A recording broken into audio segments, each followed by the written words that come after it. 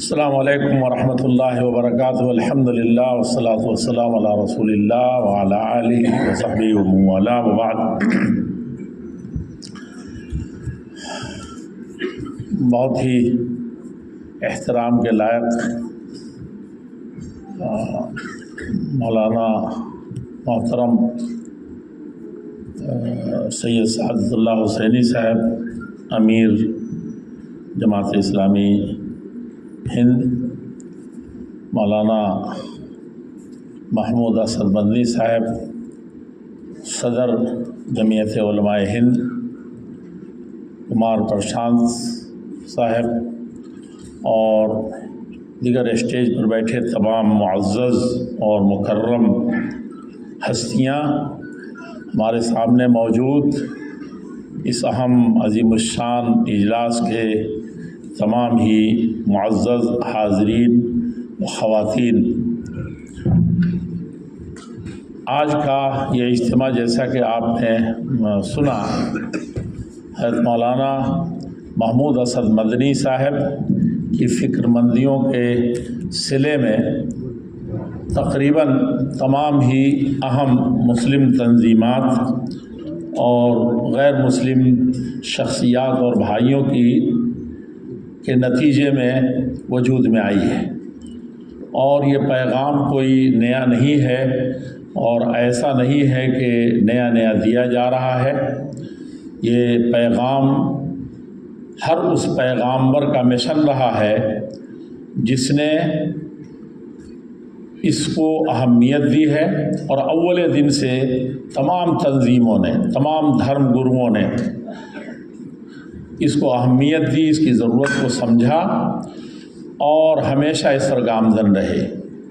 ہاں، کبھی کبھی حالات ایسے آتے ہیں کہ ضرورت پڑتی ہے کہ اس امن مشن کو منظم طریقے سے، پیہم طریقے سے اور خاص انداز میں، خاص آواز میں لے کر کے آگے بڑھا جائے. وہی کام ہوا ہے، ورنہ آپ جانتے ہیں دھرموں کے سلسلے میں بعض دھرم ہمارے دیش میں بھی ہیں، اور یہاں سب سے زیادہ دھرم والے اور دھرم رہتے ہیں کہ ان کے یہاں کسی بھی طریقے سے کسی جان کو، حتیٰ کہ وہ جراثیم جو منہ سے نکلتے ہیں، اس کا بھی وہ ہتیا کرنا سب سے بڑا حرام اور سب سے بڑا ظلم سمجھتے ہیں اور اس کو ہتھیارہ گردانتے ہیں. کہاں نہیں ہے. اور ان کے یہاں بھی امن کی جگہیں ہیں. اجودھیا آپ جانتے ہیں، جہاں جدھ ہو ہی نہیں سکتا، جدھ کا تصور نہیں ہو سکتا.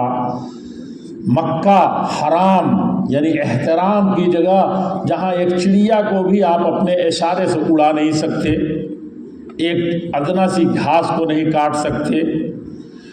تو یہ سب چیزیں موجود ہیں، ہمارا ایمان ہے، عقیدہ ہے، اور سب دھرم والے مانتے ہیں. تو یہ کوئی نئی چیز نہیں ہے. ہاں، ملکوں کو اور سنسار کو اور اپنے ملک کو بھی کبھی کبھی ضرورت پڑتی ہے، اور اس کی ضرورت کے بھی ہم ہی ذمہ دار ہوتے ہیں، کیونکہ ہم اپنا فرض بھلا دیتے ہیں. اس وقت کوئی تقریر نہیں کرنی ہے، یہ دیکھنا ہے کہ امن کیسے قائم ہو اور امن کی بنیادیں کیا ہیں. امن کی بنیاد میں ایک مسلمان ہونے کے ناطے، اور دھرموں کے بارے میں بھی اتنا بیٹھتے ہیں، جانتے ہیں، سنتے ہیں کہ بنیادیں تو معلوم ہیں، ہم اس کو ریسپیکٹ نہیں دیتے، ہم اس کو عملی زندگی میں نہیں لاتے، اس کو ایک خاص عینک سے دیکھتے ہیں ایک دھرم کو ماننے کے بعد.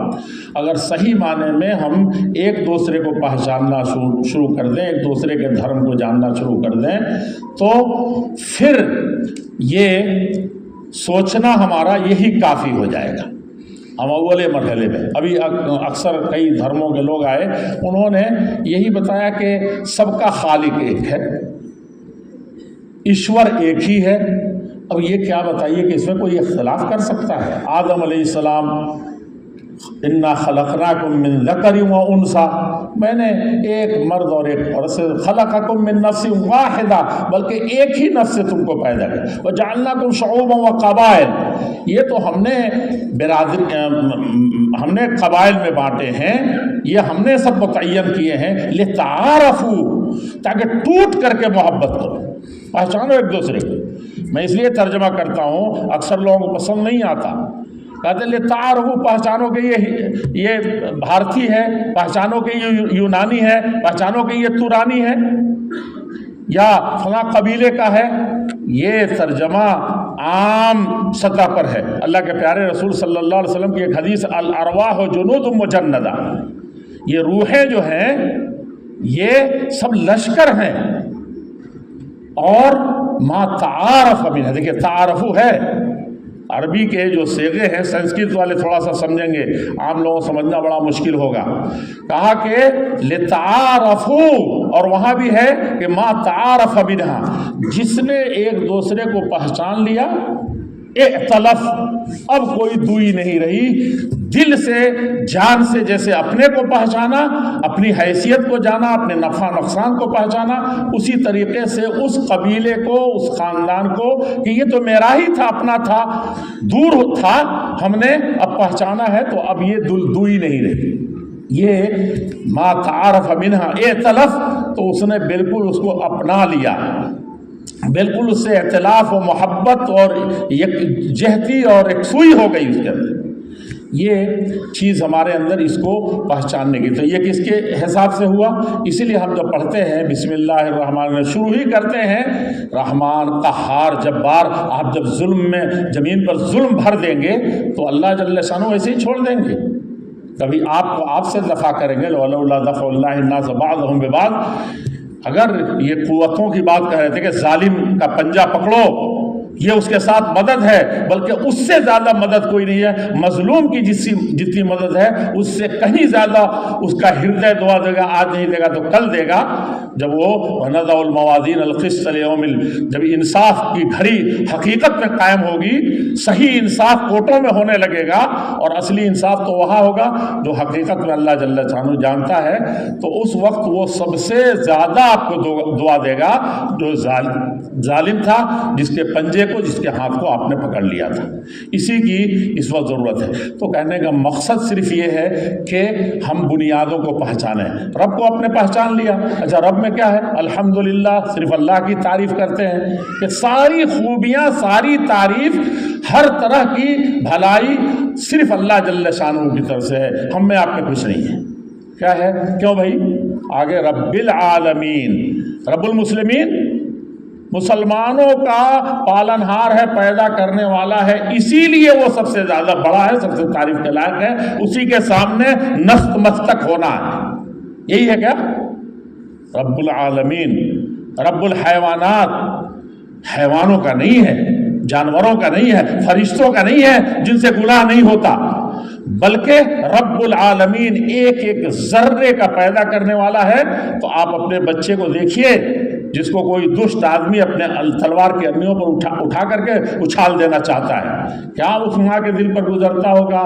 کیسے ہوتا ہے؟ آپ کہتے ہیں کنبہ دہل گیا، قبیلے میں جوش آ گیا۔ یہاں رب العزت کو اس سے زیادہ وبعزتی وجلالی کہا کہ عظمت، کبریائی اور بڑائی میری ہے، اور میرے اس سنسار میں، میری اس مخلوق کے ایک ادنا ذرے میں تم تکھڑ بکھڑ کرتے ہو، فساد پھیلاتے ہو، تو یہ سب سے زیادہ اس کو تم غصہ دلاتے ہو۔ اس لیے وہ رب العالمین ہے، اور تمہاری نماز اسی وقت ہوگی جب ایسا یقین رکھو گی۔ تو ان بنیادوں کو ضرورت ہے کہ ان بنیادوں کو ڈھونڈیں، پھر یہ سارے جھگڑے۔ اسی لیے اللہ کے نبی صلی اللہ علیہ وسلم کو آپ دیکھیں گے کہ ایک کافر یہودیوں کے بارے میں مسلمانوں کو بہت غصہ ہے، اور بہت زیادہ تھا بھی۔ ہٹلر نے تو پوری دنیا ایسا اس نے شروع کیا کہ ہٹلر مثال دیا جاتا ہے۔ یہودیوں کے بہت سے ایسے کرتوت رہے، کام رہے اس کی بنیاد پر، لیکن آپ قرآن پڑھنے والے اس وقت بہت بدقسمتی سے، نہ جاننے کی وجہ سے، پتہ قرآن میں یہ آیتیں ایسی ہیں، بھول جاتے ہیں یہود کے بارے میں جو چیزیں تھیں، قوموں کے بارے میں جو تھیں، مسلمانوں میں جو مدینے میں من اہل المدینہ مردوا علی النفاق، مدینے میں ایسے لوگ جو کلمہ زور سے پڑھتے تھے، جان دھن لٹاتے تھے، لیکن دلوں میں کھوٹ تھا، تو کہا کہ ان کی بھی مذمت زبردست طریقے سے قرآن کریم میں ہوگی۔ سوچنے کی ضرورت ہے۔ لیکن وہی اللہ کے رسول جب مر رہے ہیں، انتقال کر رہے ہیں، تو کیا ہے؟ कहाँ जरा रखी हुई है? चंद सा गेहूं के जौ के बदले कहाँ रखी हुई है? एक यहूदी भाई के पास। लेन देन किससे है भाई? और ताकीद किसको कर रहे हैं? अब्दुल्लाह इब्न कहते हैं कि मेरे लिए खाना जायज़ नहीं है, ये जो आज थोड़ा सा गोश्त है, जब तक के इसमें इतना शोरबा, इतना पानी न मिल जाए कि हमारे पड़ोसी के लिए भी किफ़ायत करे। यहूदी पड़ोसी, अब पता नहीं कहाँ से हवा खड़ा किया है कि वो निकाल बाहर किया। इस वक्त इतने फ़लसफ़े हैं कि यहूद के साथ ये किया, फलां के साथ ये किया। नहीं, आप अपने आप को पहचानिए, अपने आप को जानिए, यही सबक पढ़ाने की ज़रूरत है। और रहमान रहीम, सिर्फ रहम दुनिया में भी आखिरत में भी करने वाला, मालिक यौमिद्दीन, ये ढूंढिए। मोहम्मद रसूलुल्लाह सल्लल्लाहु अलैहि वसल्लम, दूसरे स्टेज पर आइए, सब चीज़ों को छोड़ता हूँ। मोहम्मद रसूलुल्लाह रहमतुल लिल आलमीन, कहीं नहीं कि मुसलमानों के लिए रहमत।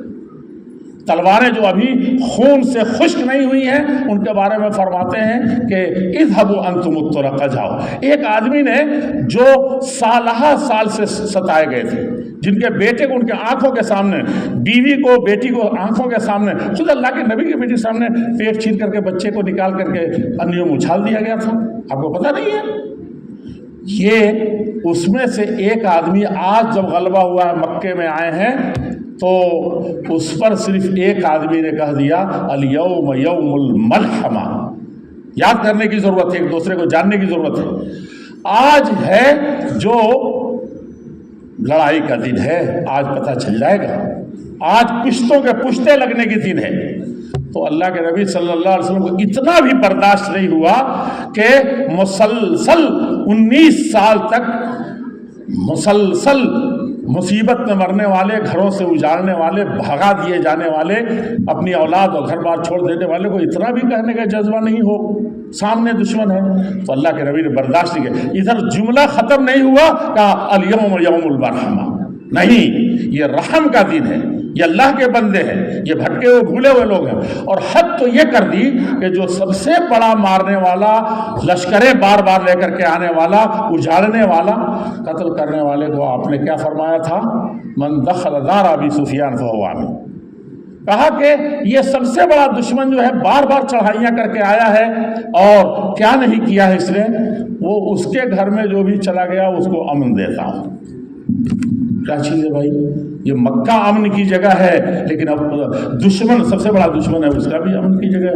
मेरा ये कहना है कि इन बुनियादों को ढूंढें, और रहमतुल लिल आलमीन थे, हर अपने मज़हब वाले, हर अपने धर्म वाले देंगे, वहाँ चीज़ें मिल जाएंगी। और जब आप दूरियां बना करके रखेंगे तो दूरियों में तो गलतफहमियाँ फैलती हैं, फिर दुश्मनियाँ बढ़ती हैं, और फिर उसके बाद सलाम वाली बात इन्होंने इस्लाम की, मैं मुसलमानों से कहूँगा कि इस्लाम वाली बात है, और जहाँ जहाँ गलबा हुआ है ऐसे ही आपने किया है। मैं इसके साथ ही एक बात और अर्ज़ करता हूँ कि इसको, इन बुनियादों को ढूंढने के साथ अमल करें। इतने बड़े हाल में हम पार्लियामेंट में देखते हैं, बात ख़त्म कर रहे हैं, पार्लियामेंट में देखते हैं कि एक आदमी कोई बोलता है, उसके बाद 10 आदमी बोलना शुरू करते हैं। हमारा स्पीकर मना करते करते थक जाता है, फिर वो मजलिस ही बर्खास्त कर देता है। बोलने वाले इतने हो जाते हैं, उसमें कुछ मना करने वाले भी रहते हैं। मैं कहता हूँ कि किसी भी जगह आज सिर्फ हम दूसरों को कह रहे हैं, मुसलमान कह रहे हैं दूसरों को, हिंदू कह रहा है आपको, आप कह रहे हैं उसको, हर धर्म वाला। हम अपने सगे भाई को कह रहे हैं, अरे भाई सगे भाई को मत कहो। अमली ज़िंदगी में उस स्पीकर के कहने की भी ज़रूरत नहीं पड़ेगी। हर आदमी उस पार्लियामेंट में ये ठान ले कि मैं नहीं बोलूँगा। हंगामा हो रहा है ना, मैं नहीं बोलूँगा, 1 सेकंड के लिए चुप हो जाता हूँ। तो जैसे ही चुप हो जाएंगे, देखिए ये बोल रहे हैं, उस पर भी कोई बोलेगा तो हम कहेंगे कि तकरीर छोड़ के कहिए चुप रहिए। नहीं, मैं चुप हो जाऊं, बस मैंने सोचा कि चुप हो गए। इतने सारे लोगों की आवाज़ आ रही है, हर आदमी ने ये कहने के बजाय चुप रहो, शोर में इजाफा करने के बजाय मैं चुप हो गया तो समझा कि सारी दुनिया चुप हो गई। अपने से शुरू करना है, ज़ाती तौर पर शुरू करना है। और मैं जमात इस्लामी के तमाम ज़िम्मेदारान का, ख़ास तौर पर मिर्ज़ा साहब को तो भूला नहीं जा सकता। ऐसा कन्वीनर हो तो यकीनन हाल भर जाएगा, और इतने वरिष्ठ और इतनी बड़ी बड़ी शख्सियात इकट्ठा हो जाएंगी।